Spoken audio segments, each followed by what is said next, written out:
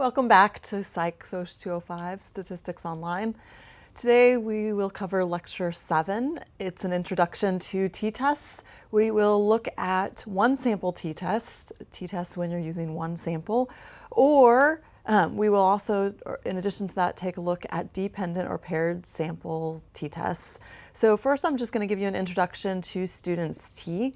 We'll talk more about the standard deviation and variance when it's calculated from a sample versus the population, which we've done in the past.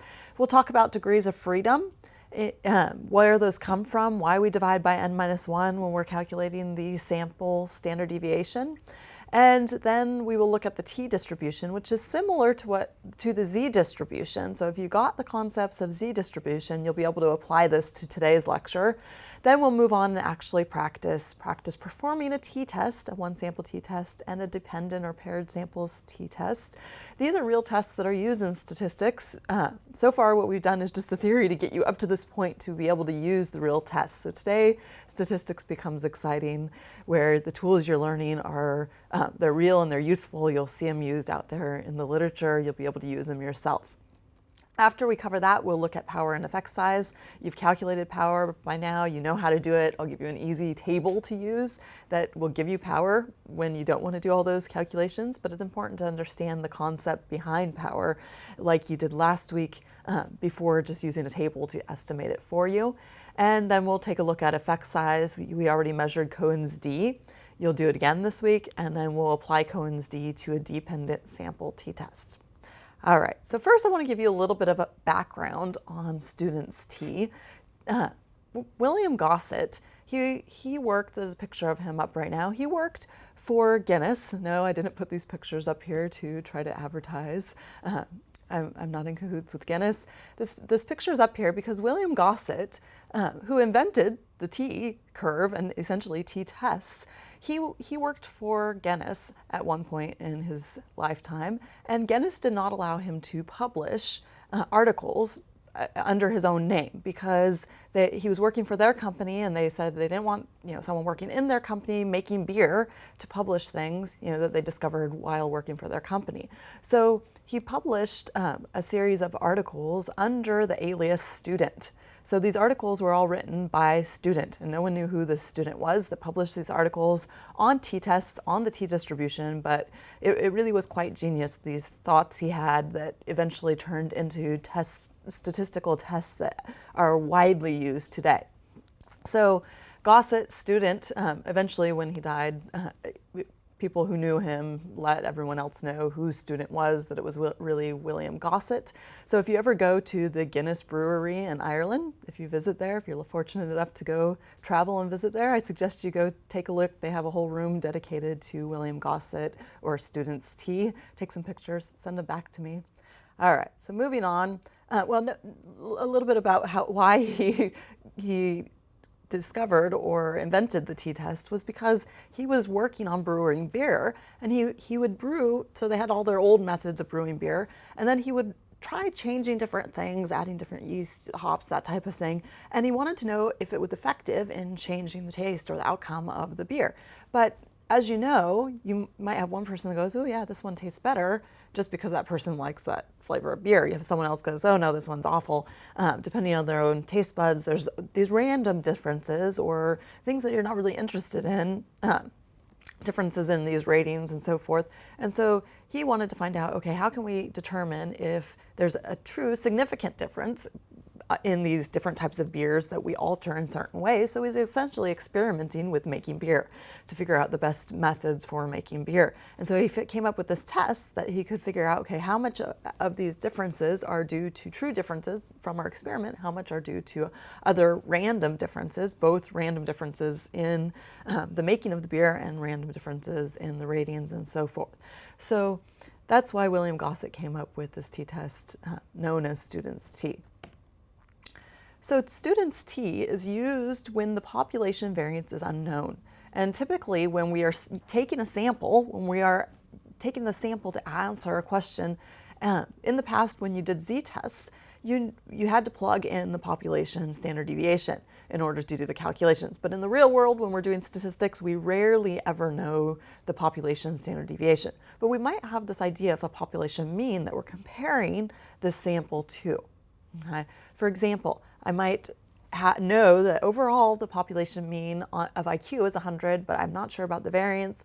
And I have this class or this special school that incorporates arts into their learning. And so I might have this idea that the students who attend that school have higher IQs than the general population, so higher than 100. So now we're going to take the sample and we're going to compare it to this idealistic or kind of a philosophical mean of the population of 100 without going out and measuring everyone in the population. So when the population variance is unknown and we're using a sample to do our test statistic, then we use students T. All right. Now, a little bit of background for students T before we get into the T curve and the T test itself is that we are using samples to calculate this student's T. And so when we use these samples, as you know from the past, to calculate standard deviation or variance, remember variance is just standard deviation squared, standard deviation is the square root of variance.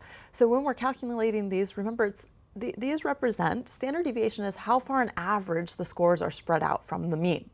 But remember, when you take an average, divide by the number of scores. So we take the deviations and then we divide by the number of scores, we square them, remember, so they don't add up to 0 when you sum them, and then we divide by n. But with the sample, you divide by n minus 1. And I'm going to give you some kind of an illustration of why we do that when we're taking the variance or the standard deviation of a sample. Mostly, it is because when you're taking a sample from a population, you're less likely to get the extremes into your sample, and so you're typically going to have a biased estimate of the variance. So let me go ahead and take you to the drawing board and I'll give you an example of this. If you have a population that looks like this, you remember last week you drew samples from this population. So you may have ended up with a sample over here, of 2, a sample here of 2, a sample here of 2, and you took samples over and over and over from this population. Now, you're more likely to get samples from this middle section because the scores are more frequent. There are more in there. So it's more likely to get, if you were taking samples of 2, something from the middle here than it is these extremes. It's less likely to get extremes into your sample. And so when you're estimating variance based on a sample, how far these scores are spread out, you're less likely to get these, so you're more likely to get stuff in here and estimate the spread as being smaller variance or smaller standard deviation than the actually true spread of the population.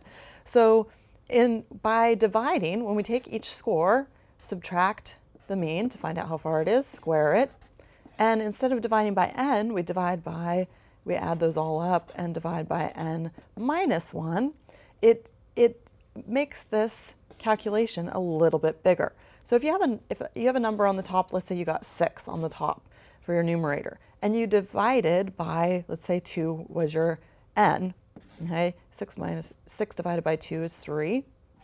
But if you divide by n minus 1, a smaller number, 1, that would have originally been your estimate of the spread. If you divide by a smaller number, n minus 1, instead of 2, you divide by 1, 6 divided by 1 equals 6, and you now have a larger, and it's a better representative of the population spread or standard deviation or variance. Either one, you'd have to take the square root to become the standard deviation. But my point here is that by dividing by n minus 1 or a smaller number on your denominator, you end up increasing the width of your standard deviation, your variance, which is a better estimate. It's been shown to be a better estimate of the population standard deviation or variance, the spread. So we divide by that n minus 1.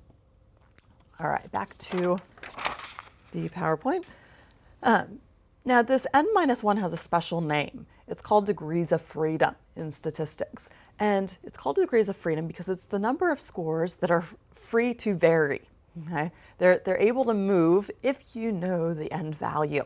So let's say that you know the end value, like an average of a certain set of scores. And you can, let me give you an example on the drawing board in just a second. But first, let's go, just know degrees of freedom is n minus 1 in this case. And so if you plug that into your formula for variance, the formula for variance using degrees of freedom is the same thing, the score minus the mean squared, add those all up and divide by, and instead of writing n minus 1 down there, we just wrote down degrees of freedom. So down at the bottom of this PowerPoint, you have now degrees of freedom instead of, or sum of squares. The sum of squares, SS, stands for the sum of squared deviations from the mean, how far each score is from the mean squared, sum of squares, divided by n minus 1, or degrees of freedom. So that's your new formula for calculating variance. Now, if you want standard deviation, all you have to do is take the square root of this. Remember, standard deviation is the square root of variance. All right, let's go to the drawing board, and well, before we do that, if you just take the square root of this, like I said, you get, notice the S stands for standard deviation of the sample, and the S squared is variance of the sample, where before you were using the uppercase sigma, where the S is the lowercase sigma, the uppercase sigma stands for the population standard deviation, or the uppercase sigma squared is the variance of the population. So keep in mind, when you're talking about sample statistics, you have different symbols than when you're talking about population parameters. All right, so let me give you an example of degrees of freedom. If you know that the average of, you have two scores, n equals 2. Okay. So you know there are two scores, x1, x2. And you know the average of those two scores is, let's say the average of those two scores is 5. So you know the mean of those scores is 5. Okay. Now, right now, you can pick any score you want here to plug in that could be an average of 5. Okay. You could have, you know that the sum of these two scores, because to get the average, you had to add up this score plus this score to get a sum, and then you had to divide that by 2 to get your average of 5. So if you multiply 5 by 2 to get 10, so you know 10 is the sum of these two scores, because 10 divided by 2 is 5. The average of two scores, average together divided by 2, you know that the sum of those two scores has to equal 10. So if the sum, you know, equals 10, you can pick any number you want here. You could pick 10 for the first score, but you know that means that your second score has to be 0, because 10 plus 0 is 10. So once you pick this first score, the second score is no longer free to vary. It's set. You know what that score is. If you picked a different score, so this score is free to vary, the first score, you could pick a score 2. Then the next score, can you pick any score you want to make that average be 5? No, you know this next score has to be 8. Suppose you picked, I don't know, let's do a negative number. Suppose you picked, for the first score, you picked negative 10. Then you know negative 10 plus what equals positive 10. You would have to add 10 to bring it to 0 and another 10 to bring it. So you know that you'd have to have a positive 20. 20 minus 10 is 10. So the average of those two scores would be 5. Okay. So here we're looking at how many of these scores is free to vary. The first one's free to vary. Once you know this first score, the second score is not free to vary at all. So here, with an n of 2, you only have one score that's free to vary. The other one, once you know that one score, is not free to vary. So here, the degrees of freedom, or the number of scores free to vary with a sample size of 2, equals n minus 1, or 2 minus 1 equals 1. So you only have one score free to vary on here. The same thing would hold true if you added another score into your sample. If you had n equals 3, and you could have 3 different scores.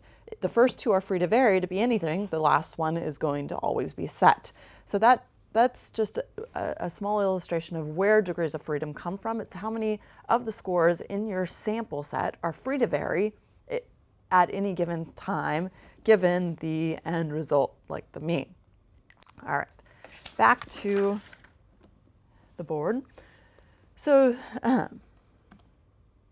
students T, we look at the variance of the means.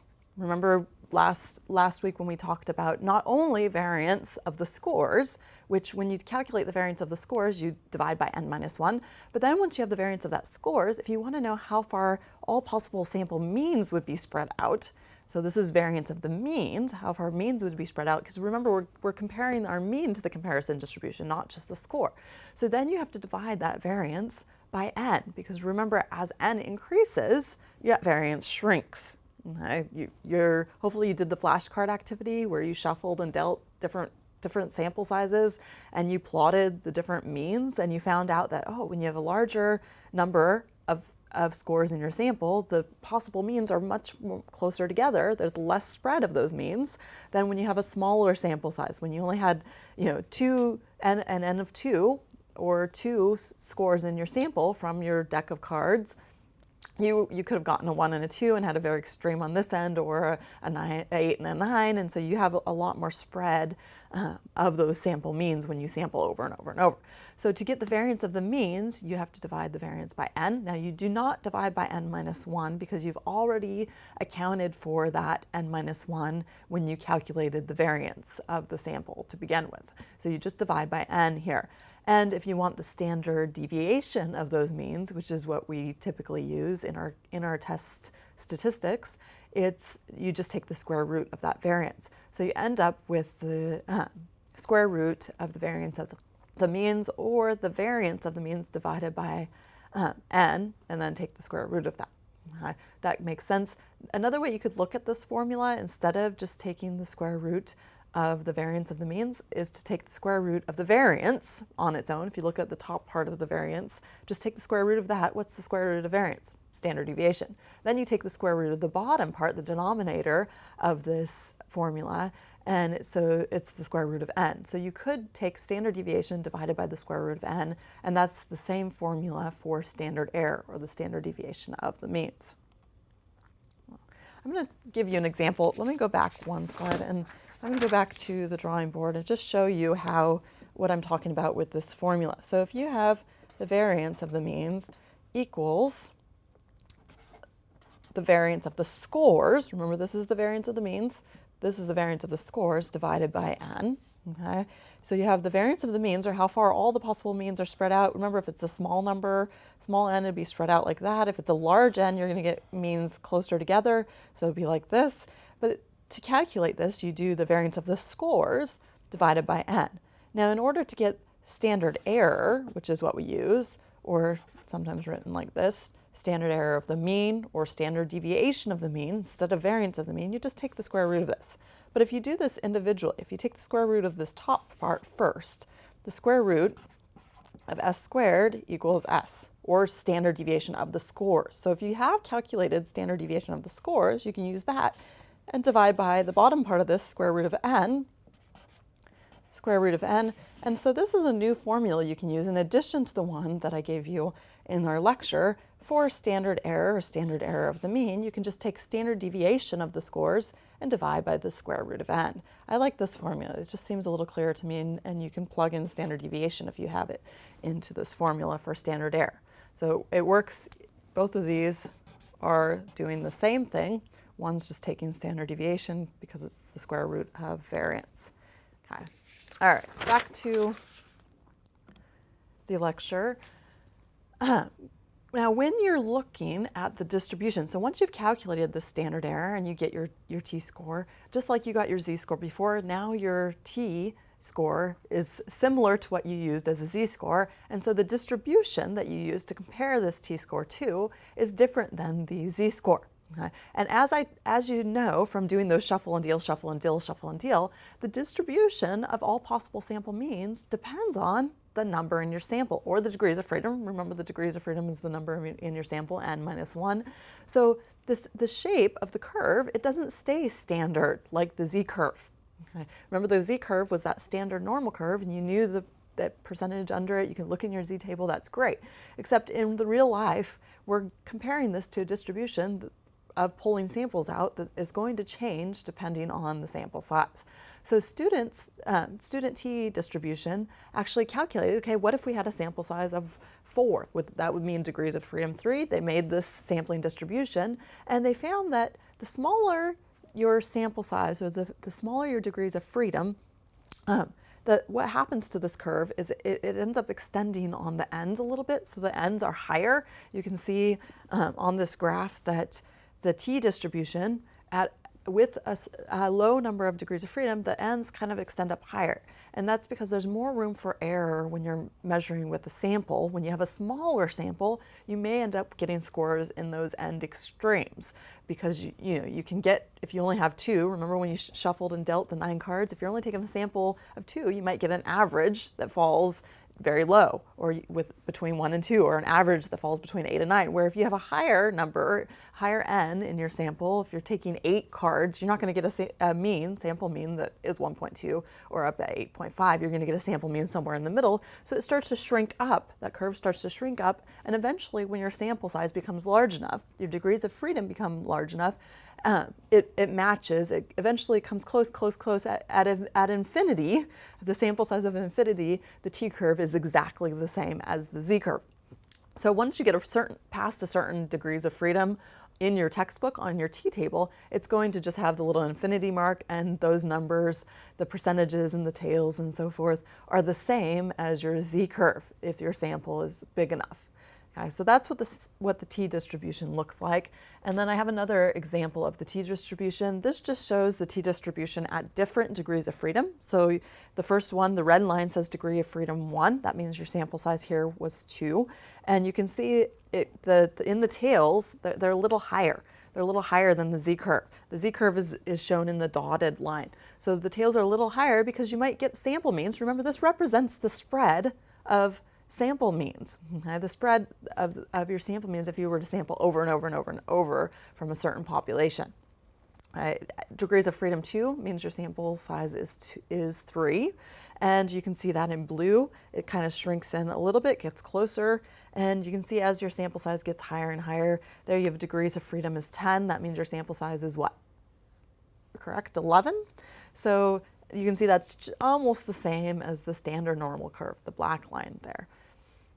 Just a little bit different. Now you're probably thinking, oh, since the curve is different, it's not perfect, it doesn't match that standard normal curve perfectly, the percentages under 1, 2, or 3 standard errors or standard deviations of the mean out away from the center of that curve, the percentages beyond those or in between those is going to be different than what's on our z chart. So yes, you're right, those percentages are different. And instead of having one z curve with all the area from different points marked on it, there are infinite possibilities for your t-curve, because what if you had a different sample size than what's listed on there? The t-curve changes depending on sample size or degrees of freedom, so there are these infinite number of t-curves. Fortunately, there is a t-table, but you would think, okay, if there's one z-table that was as long as it was, you'd have to have several of those. So instead of, on the t-curve, instead of making a table for every point under that curve, so here's your curve and every point under that curve and the area from the mean to that point and the area beyond in the tail, instead of doing that, they just put t-values for the critical cutoffs. So most of the time when you're running a test, remember before you would look up the 0.05 in the tail, or the 0.025 for the two-tailed tests, or the 0.01 cutoff. Remember the 5% and the 1% cutoff is kind of agreed upon in the science world of the rejection regions to either reject the null or retain the null. And so the t-table instead just lists what those cutoffs are at the different degrees of freedom. So you no longer can tell if someone's in the top certain percent according to this t-chart, but it's more important for testing statistics. Okay, do you reject the null or do you retain the null when using a sample? So it lets us make our decision based on this table. All right. So let's go ahead and go through an example t-test. Now there are different types of t-tests. There's a one sample t-test. There are dependent or paired sample t-tests, and then we have independent or two sample t-tests. Today we're not going to get into independent sample t-tests. We're just going to talk about one sample and dependent t-tests. So first let's look at one sample t-test. This is where you're only working with one sample, or a sample from one population. So I have this question: do individuals who have been paid to view these political ads about some issue know more than the general public, who probably hasn't seen this paid political ad? So we want to know, do they know more than him, or maybe even less? I'm going to do a two-tailed test, and I'm going to say, does it, maybe viewing these ads, decreases their knowledge on this issue? Hopefully not. But we know, we already have the information that the public tends to average 40 on a multiple choice test about this particular issue. So they tend to average getting 40 correct. And so we know the population average, but we have no idea what the population standard deviation, population variance is. So this t-test is a good choice because we don't know population variance. We have this 40, this mean of 40 from the population we're going to compare our sample to. So our sample comes from this population who has viewed these ads. And this is our T formula. It's like Z, it's similar to Z. It's your sample mean minus mu, the population mean, divided by, now it's not standard deviation, but it's standard error of the mean. So the Z-score, if you remember back to Z-scores were how many standard deviations from the mean your score was. Okay? Now the T-score is telling you how many standard deviations of the mean, or how many standard errors your sample mean is from the population mean that you're comparing it to. Okay? So that's all you're doing. It's not too tricky. We'll go through it. We'll work it out together. All right, we have an example here. Let's go to the drawing board. This example, we had these individuals viewed that ad that I was telling you about, the political ad, and then they took this test on this issue and we marked how many answers they got correct. And we're going to compare it to the population. The general population is the mu of 40, the general population who hasn't viewed these ads, and see how many they get correct compared to this population. Oh, this reminds me of a stats joke. I'll write it on here. Do Greek cows say moo? So that's one of my stats jokes, the Greek letter mu or mu. Do Greek cows say mu? Remember, that represents the population mean. Okay? Mu is the population mean, where for the sample mean we either use m or x bar. All right, back to work. So we want to know, does our sample, are they any different than the population? Now, not everyone in the population scores 40. Most people score 40, the average. And so it might look like this with an average of 40 in the middle, and then some people score lower or higher. And so the sample, what's our n in this sample? We have 1, 2, 3, 4, 5. So n equals 5. And so the sample of 5, we want to know, does our sample come from a population? These are people who actually watched, looked at these ads. Are they, people who watch ads, are they the same as people who don't watch ads, the general public? Do they look like this with a mean of 40? And now this is going to vary a little bit, but is it going to vary significantly? That's what we're going to ask. Is it different enough? Is it far enough away from that we decide, no, they're probably not from a population that looks just like the general population. It probably affected their scores. Okay. Now remember, from sampling, we could have a population that looks just like this, but because we only sampled 5 individuals, making that they may have scores that look just like this if we had sampled everyone who had viewed these ads.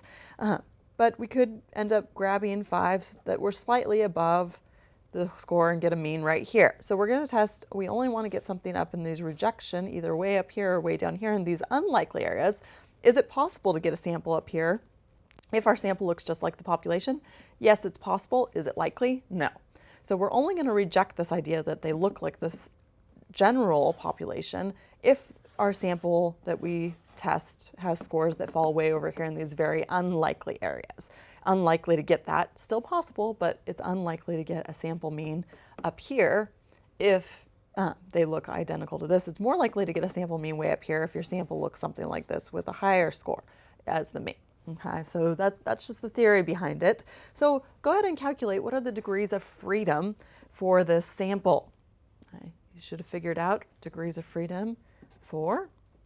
Now, you also need to calculate the mean of these scores. So remember, we've already been through this. Go ahead, pause, calculate the mean, put it in. All right, and now I want you to pause and calculate the standard deviation. I'm not going to go over it again, but the standard deviation of this.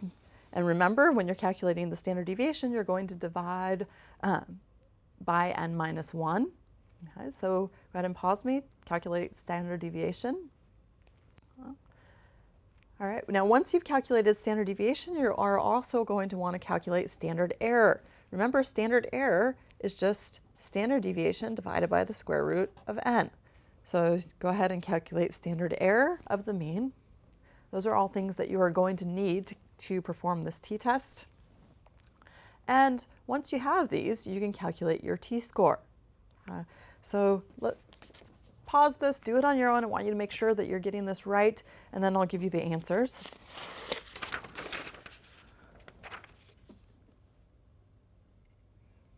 All right, so hopefully you calculated the mean was 46. The standard deviation was 5.15. You could do it by hand, or you can use Excel, the shortcut, as long as you understand what you're doing. And the standard error of the mean was 1.03. So now with t, you want to know how far your sample mean is from the population mean that you're comparing it to in terms of standard errors. So how many standard errors away was your sample mean from the population mean? And so all you do is use this t formula. You take your sample mean, and that is 46 minus the population mean, which was 40. And then you divide by the standard error of the mean. 46 minus 40 is 6. 6 divided by 1.03 is 5.825. So your t-score, your t-score, your test statistic, so before our test statistic was a z-score, now our test statistic is a t-score. Your test statistic, or your t-score, is 5.825. So that means that your sample mean of 46 was 5.825 standard errors, or standard deviations of the mean, above the population mean. That's a lot. If you remember the properties of the normal curve, remember between -3 and +3, we have almost our entire set, close to over 99% of our observances. So you know that this is like over 5 standard deviations of the mean, or standard errors, above the population mean. So is it very likely we get a sample that falls that many standard deviations above the mean, or that many standard errors above the mean? Not likely. So you're probably going to end up rejecting the null hypothesis that your sample came from this population. So let's go to the next step. After you've calculated this t, then you need to figure out the t cutoff, the critical value for deciding whether you reject or retain the null. Now, if you look at your t table, I made a copy of part of the t table in the back of your book. It's right after the z table in your appendix. If you look at this t table, it's set up a little differently than the z table. It has degrees of freedom, and then it has a one-tailed test or a two-tailed test. And I'll move this over. So you have a two-tailed test over here, and on the other side you have a one-tailed test. Now, you see here it has degrees of freedom. You have to look up, because each t-curve is different depending on the degrees of freedom, you have to look up your degrees of freedom. So remember, we decided our degrees of freedom was 4. So you would go down to 4, 1, 2, 3, 4, and you would look across at this line for your cutoffs. Now, I decided that I want to do a two-tailed test at the 0.05 alpha level. So all I would do was go over here to the two-tailed test side and go to the 0.05 alpha level, and it gives you the t-value that's your cutoff that you have to go past to reject the null. So then I would draw that onto your calculations. So let's go ahead and draw that. New sheet of paper here. And let's draw our t-curve. And 0's in the middle, just like always. That's no difference, no standard errors away from the population mean. And this is what the spread of sample means if you did samples over and over and over at your number of degrees of freedom would look like at your 4 degrees of freedom. So let's draw on there our cutoff value. Our cutoff value here is 2.766. So let's go +1, +2, and here's our cutoff, 2.776 t cutoff. And this is what you have to go beyond with your test statistic to reject the null. Now, because this is a two-tailed test, it means that you also go on the other side and you mark negative 2.776, negative 1, 2, and so you go beyond it this direction, you would also reject the null. So now that you have your t cutoff marked on here, you want to take your t statistic, your test statistic that we calculated, 5.825, and plot it and see if it went beyond, in either direction, your t cutoff. So let's plot that, 5.82. If 2 is here, 0 is here, you know that it's going to be way up here. So your t value is 5.825. Did you go beyond your critical cutoff? Yes. So you end up rejecting the null. You reject the null hypothesis. You decide, no, your sample, the null was that your sample came from the same type of population that you were comparing it to, a population with a mean of 40. You decide, no, it didn't come from that type of population. Is it possible? Yes, but out here in these tails, it's very unlikely. It's very unlikely because there's not a whole lot of frequencies in this tail right here that to observe in the population if that's what the population looks like. It's more likely that your sample is different than this population. And so you reject the null, you decide your sample population is probably different. So what does that mean? Back to our original question. That means your conclusion is that the people who viewed these issues, the political issues, and then took this test on the issue, they actually did have more knowledge, significantly more knowledge, than people, just the general public, who hadn't viewed those ads. Might be a good thing, right, if you want to educate them on these issues. All right. Okay, so hopefully that made sense. If you didn't have time to work through that, I suggest you stop and do it. Maybe try a few more before moving on. Next, we're going to move on to using the t-test for dependent sample t's. Now, dependent t, or dependent t-test, is a test where instead of just using one sample once, you use one sample 2 different times. So for example, might want to know if you guys will improve scores before you take this stats class and then after you take the stats class. So you remember that test I gave you at the beginning of class, I gave you a diagnostic test. I might want to know if giving you a stats class will help improve your test score on that diagnostic test. So I gave you the test once, and then I'm going to use the same class, the same students, give you another test again and see if your score goes up, if it improves, if it changes. Okay. So when you're using a dependent t-test, you're using the same individuals. There's 2 times. There's 2 scores per person. This is often called a repeated measures design. It's a design where you use the same individuals once, and then you repeat the same test again to see if some intervention, something in between those 2 tests, changed their scores. Sometimes a dependent t-test is also called a paired test because most of the time you're using the same person doing 2 scores, but sometimes you're pairing them with someone. So for example, if we were doing research on identical twins, you treat those as the same people. So we look at the change or the difference in score between twins, but they're paired on some sort of characteristic. So it's not just comparing 2 completely different groups. So in a dependent T, it's either the same people doing 2 of the same tests repeated once and then again, or it's using paired that have been matched for age, gender, that type of thing. So the process is exactly the same as the one sample t-test, except there are a few differences.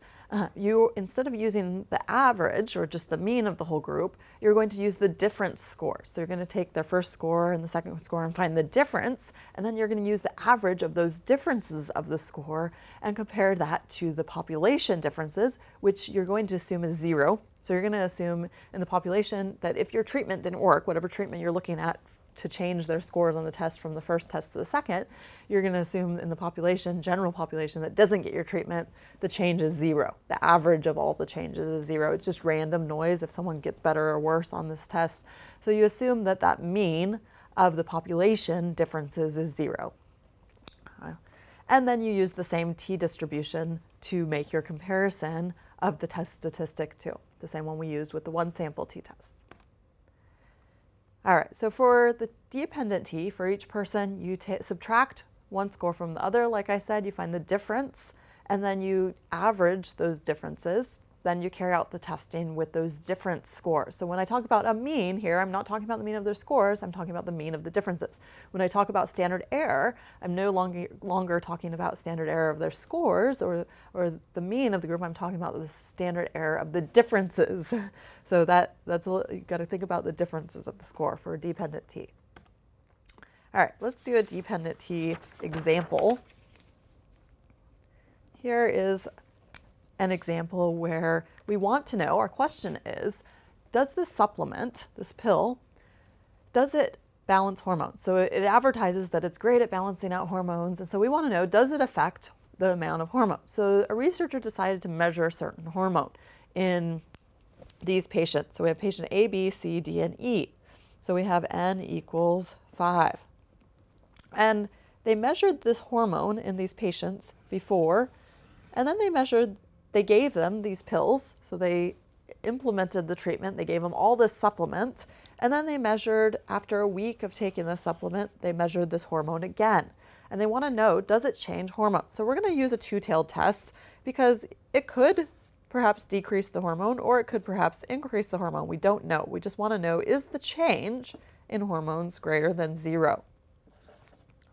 So first you have to find the difference. So I would just, when you're doing a dependent t, I would set up a difference and you take after and subtract before from it. So you're going to do after minus before. So go ahead and do this. Set this up and find all of those differences. So you'll do 0.18 minus 0.20.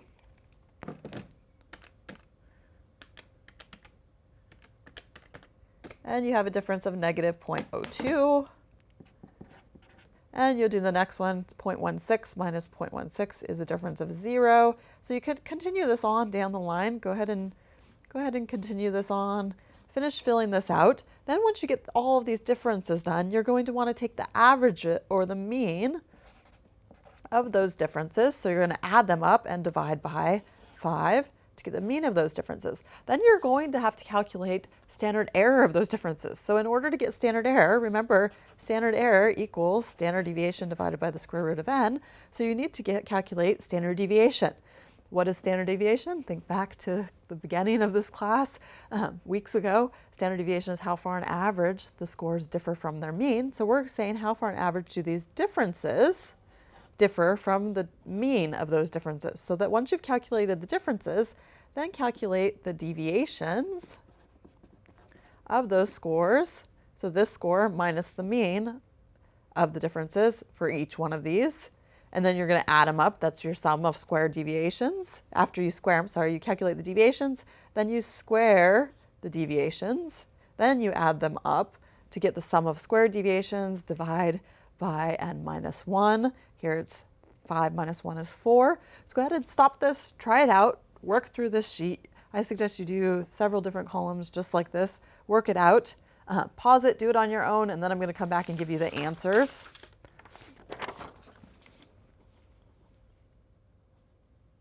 All right, hopefully you figured that out. Check your answers with the answers I have here.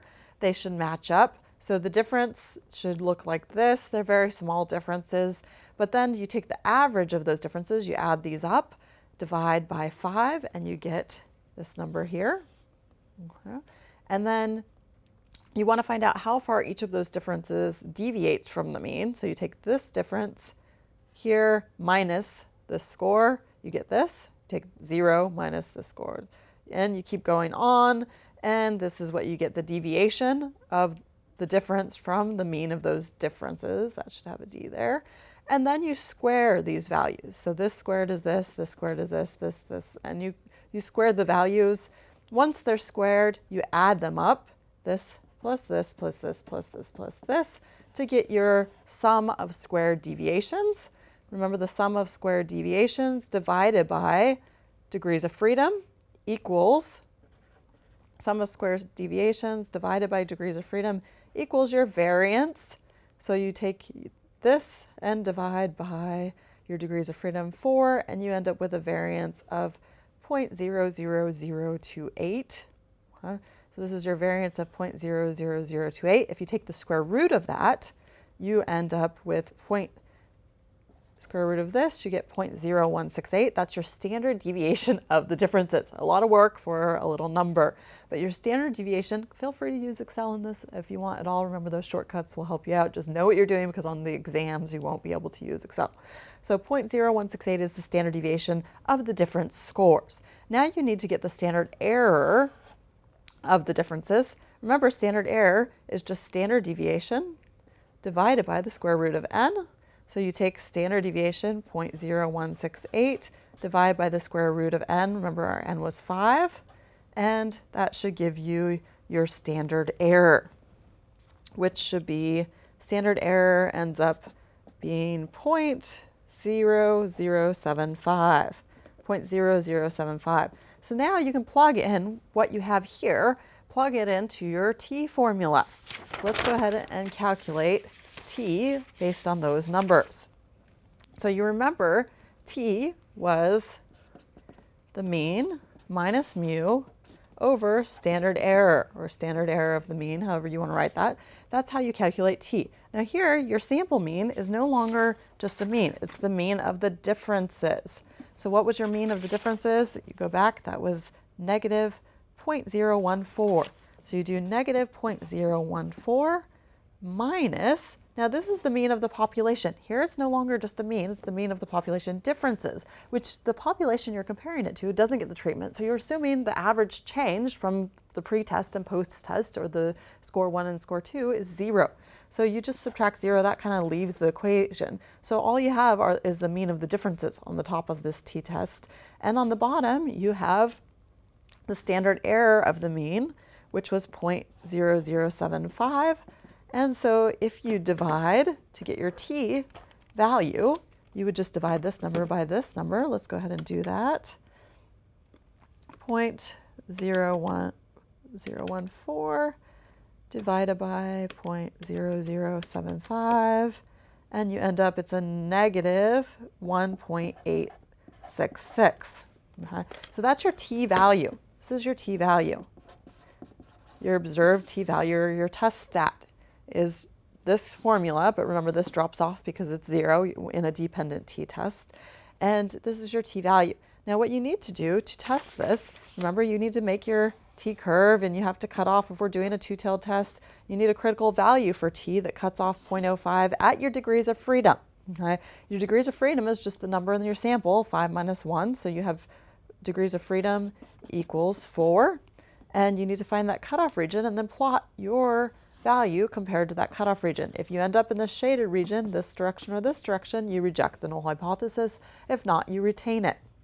So let's look at our t table. Remember, we used the same t table as before, exact same t table, and we have degrees of freedom 4, same as what we had before.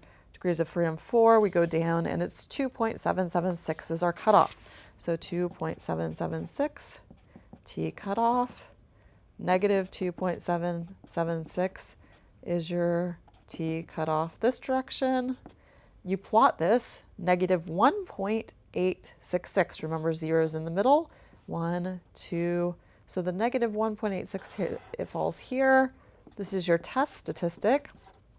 Did you go beyond your cutoff range? No, you're not beyond the cutoff range. So you decide to retain the null. Your sample is not significantly different from the null mean of differences of 0. So you decide, no, there wasn't enough of a difference in these hormone changes. So the conclusion you can draw from this is that you do not have enough evidence to suggest the supplement actually changed hormones. Those changes that you observed may have just happened by chance, by random differences, random changes. Wasn't enough evidence to suggest it lowered the hormones a little bit, but it may be that your sample, it was just random error. So you don't have enough to reject the null and say the supplement actually changes hormones. All right, hopefully that made sense. We moved through these examples. If you're confused, go back, watch it again, try the problems again. We moved through calculating t for the dependent. Remember, it's just the average of the differences divided by the standard error of those differences. Standard error is the standard deviation divided by the square root of n. So now that you've done that, I want to talk a little bit about power and effect size. Now, power, you've had a lot of practice doing it last week. You calculated power on your own. You got the concept of where power comes from. But there's a simpler method to using power. If you have a power table, like the one in your textbook, let's go ahead and take a look at this power table. This power table, all you have to do, if you know the effect size from past research, or you estimate the effect size, say that you think it's a medium effect size, and you're doing a two-tailed test, you can look at what your power would be here if you had an n of 10 or 20 or 30 or 40. Suppose you were going to do 10. Here your power is 0.32. That means only 32% of the time will you reject a false null. That last example I gave you with the hormones, we only had an n of 5. Not so great. If at this two-tailed test with a medium effect size, our power is 0.32, that's not very high. So it may be, even though we didn't reject the null, it may be we just didn't have enough power to reject the null. So you want to keep this in mind. If you don't reject the null, that doesn't mean you're supporting the null. It means that it doesn't mean the null is true. It may just be that you don't have enough power, don't have enough evidence yet to reject the null. So if we were doing a two-tailed test with an expected medium effect size, if you wanted 0.8 or 0.9 power, which is pretty good, you'd have to have a sample size of 100 or 50 over here. So this is a great tool to use to estimate your power at different sample sizes. If you were doing a one-tailed test, it gives you the different, with a small effect size, and you had only planned on having 30 individuals in your sample, that would mean your power would be 0.29, pretty low.